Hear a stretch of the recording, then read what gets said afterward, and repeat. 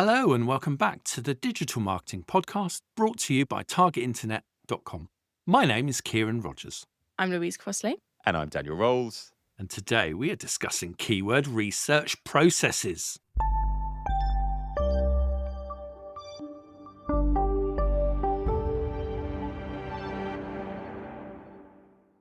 Okay, before we get going, I've just got two quick announcements to make. So the first one, very exciting. We have got a 1 hour update session. So this is one of our free sessions that are available to our newsletter subscribers. And it's an AI agent live session. So we're going to go in, use an AI agent live in that 1 hour to build an entire website, an interactive data site, and an interactive infographic. What could possibly go wrong? So I'll be taking you through that. So if you're not a newsletter subscriber, targetinternet.com/newsletter, and you get access every month to these free 1 hour sessions with me or other members of the team. And then the second announcement is that you might be aware on Target Internet, we have our member section. And the members get these half-day masterclasses every month, plus over 200 modules of e-learning, certification, skills benchmark, loads of really good stuff. But we are more than doubling our pricing. So, which might sound awful. But actually what we're doing is those pricing increases are going to be coming in July. If you sign up before then, we will lock you in at the current rate for as long as you're a member. And bear in mind, if you sign up for 12 months, you get all those masterclasses, you get everything else, but it's just £20 a month for access to that as well. So what's that? 4 or 5 coffees equivalent. So if you want to invest in yourself, get signed up now and you get locked into that price. There is a Persuade Your Boss letter on the page as well on Target Internet if you want to try and persuade your boss to get signed up. And if they're not willing to invest £20 a month in you, why are you even working there? Anyway, enough of that and back into the podcast. Okay, so this one is, I'm sure in the deep, darker days ago, we spoke about this, but we haven't done it for ages. And I thought it was a really interesting one. So one of the things that I do with my master students at Imperial College is they get an assignment. And one of those assignments is they go off and they talk about the keyword research process. And a number of different things, and it changes each year. But everyone looks at the question and goes, oh, nice and straightforward. That won't be a problem. And then as they start getting into it, suddenly this goes from being a really straightforward little thing they're going to write about to there being thousands and thousands of different questions on the topic as well.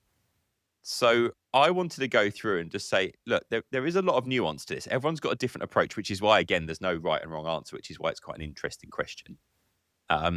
Bearing in mind these are master students, so they're coming in with their own context. They're coming in with their own opinions on things as well. So it gets broadened out. But what I'd say is I thought it's worth kind of going through a keyword process research that I might take. You guys both do this all the time in your kind of perspective roles as well. And just talk about how would we approach it and some of the considerations. And where this starts for me, hopefully fairly straightforwardly, is the fact that you go, okay, who is my target audience?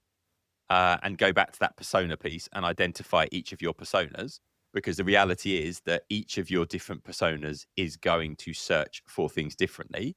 And you need to align that with what is it you want to achieve as an organization as well. So first of all, you've got to get that alignment piece.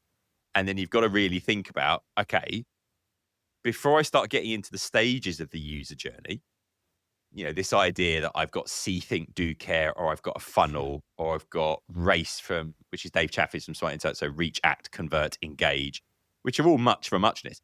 But it's that idea of, okay, we can break things into a linear funnel, but before we even do it, we've got to decide what we stand for as a brand. And I quite often refer to this as brand positioning or strategic positioning, which is, if you don't know what you stand for as a brand, you've got no idea what to talk to people at the top of the funnel about. Because yes, at the bottom of the funnel, you are actively looking for what I've got, right? So you're searching for my brand, or you're searching for what I do, or the service I offer, or the products that I offer. And that's fairly straightforward, so we can get into that. But at the top of the funnel, if there is not clarity on what you stand for as a brand, it's very hard to know what I'm going to talk to you about. And the example I always give is say, look, if I think that I stand for the best online digital marketing learning platform, then what I'm going to do is I'm going to do a podcast once a week about the best online digital marketing learning platform, and no one's going to listen to it ever. It's just not of interest. It's not the kind of thing people spend their time listening to podcasts about. So we have to say, well, what do we stand for as a brand then? And for us, it's that practical hands-on digital marketing advice. And we've got that kind of locked into our brand. We know that's what we stand for. And therefore, I know what I should talk to you about when you're not actively seeking out my stuff. So I'm not just going to burn you at the top of the funnel. So I think you've got to identify your personas. You've then got to go through and work out what your brand stands for. You can then align all of that with each stage of the user journey and think about, therefore, what words and phrases are going to stick into this as well. But this is where, and now we're in the stage where the subtlety of this comes in. Right? Because a number of processes that you kind of read online say, we'll start with moderate to high volume phrases and topics. So you go off and you work out what those moderate to high phrases, topics are. Kieran, I'll put you on the spot. What do you think of that as a starting point? Or do you think you should start somewhere else? Yeah, so you've just got to start, I think. One of the challenges is the vast amounts of keyword phrases that you'll uncover. And unfortunately, the tools don't make it any easier, do they? Just throw more and more at you.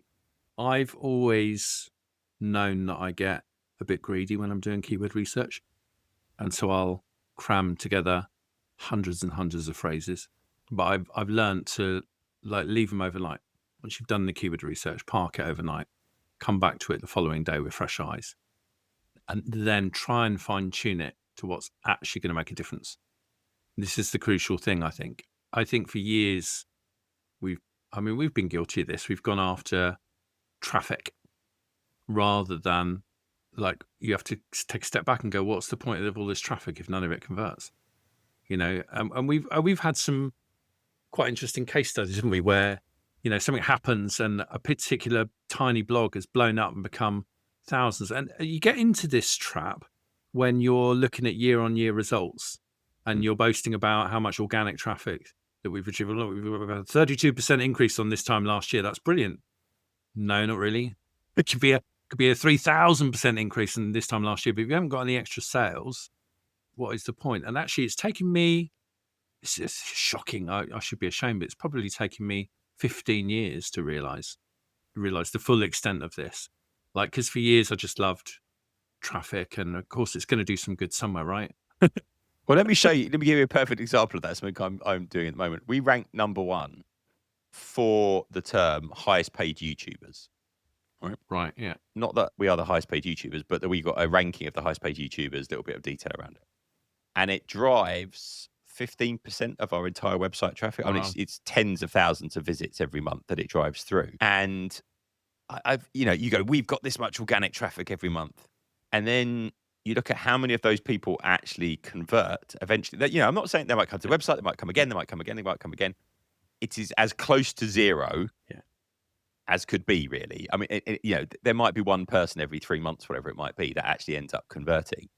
But the argument in your head is, well, high volume, but it can be a very, very low conversion rate, but that's okay. But it's like, how low? How low does that conversion rate need to be?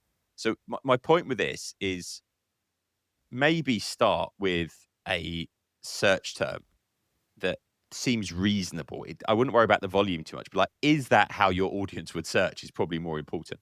So it depends where you are in the funnel, first of all.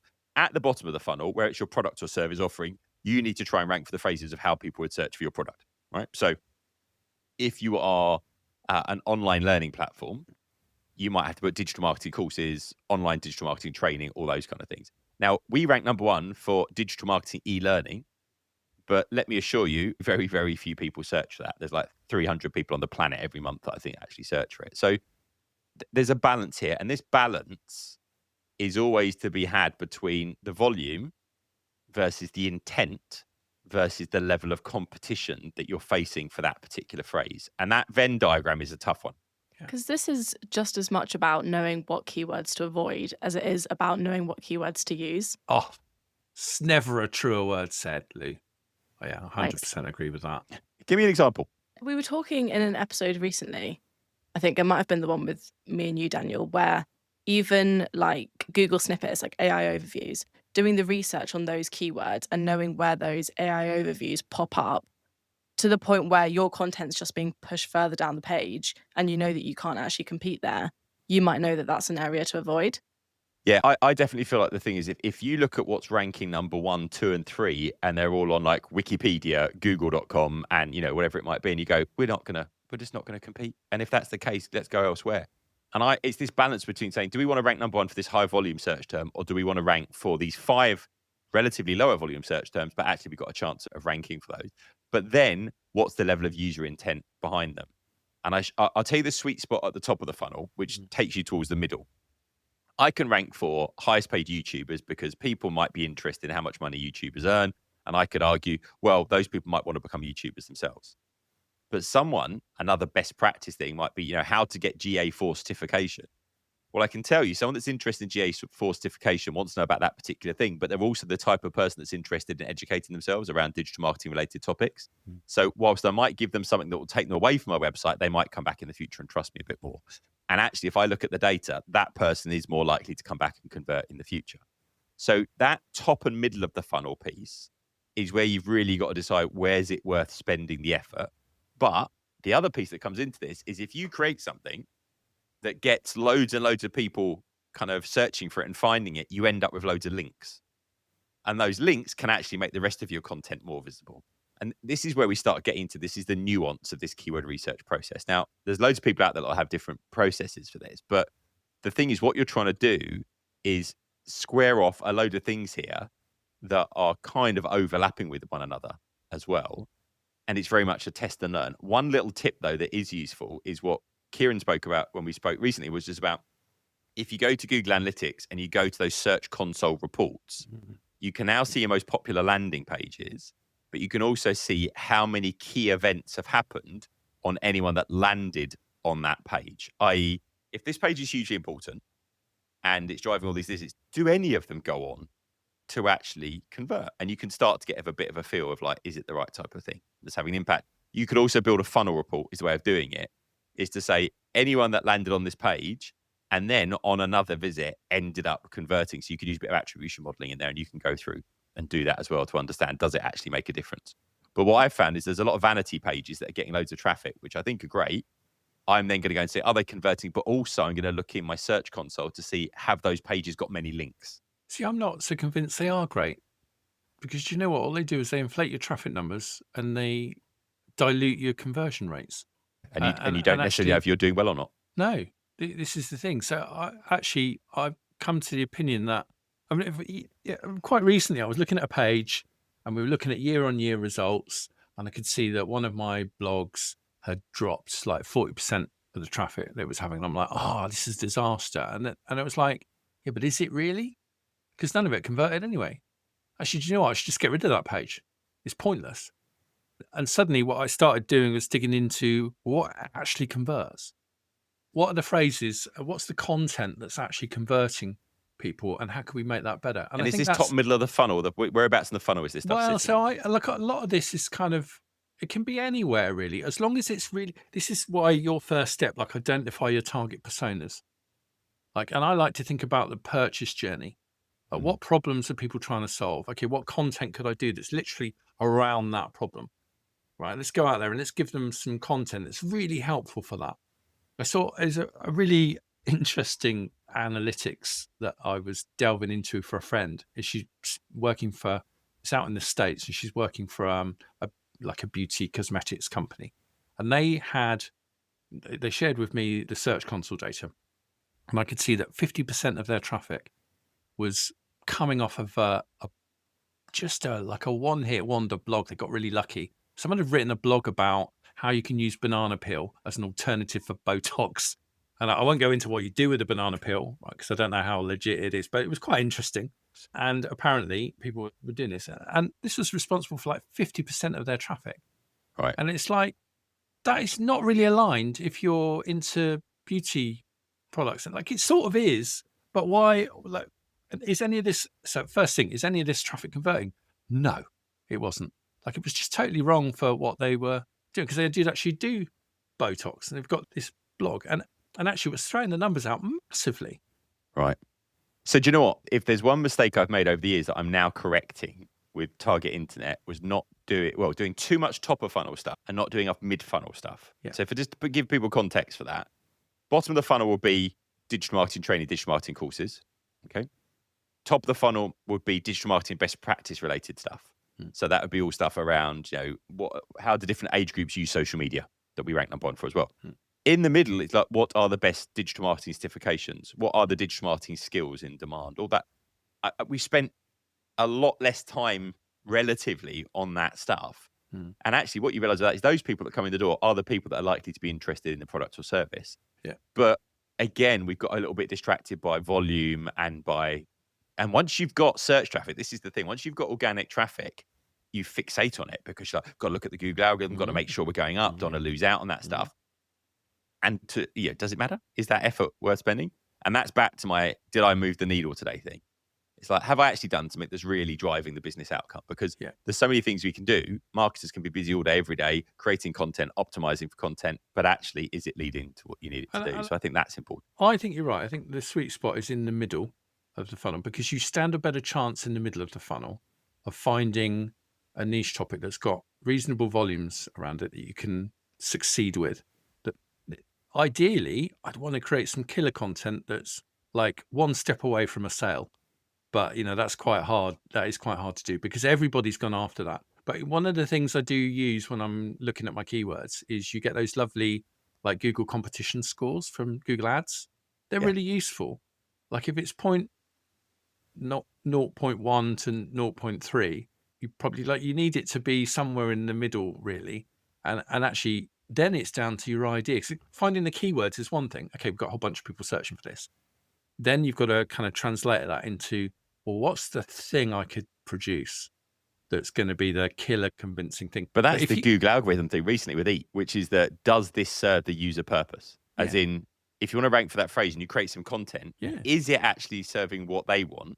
Yeah. Or is it serving what you want? It should be aligned with what they want, hands down. So for years, I was selling career training courses for the yachting industry, right? So you could come to our academy and you could train to become a yacht master in like 16, 17 weeks. Hugely popular. But the one thing that we did was we created a whole bunch of content around careers in the yachting industry. Because actually I suddenly realized, having studied my target audience, what they want is a career. They don't want blood, sweat and tears 17-week course that costs thousands. That's the negative. So don't push that. Like, let's produce a career guide. And that's what we did. And we literally wiped the floor with the competition. Like the organization doubled in size, doubled in turnover in like about an 18-month period. It was amazing. But that's the power of doing this. You have to literally walk in your customer's shoes. And I suppose there's an element of that where we're thinking about, okay, how do we relate these keywords to the content? And you've sort of got to do that whilst you're doing this keyword research process. Like Louise, that's sort of the filter, isn't it? That you're working out, well, what do we keep and what don't we keep?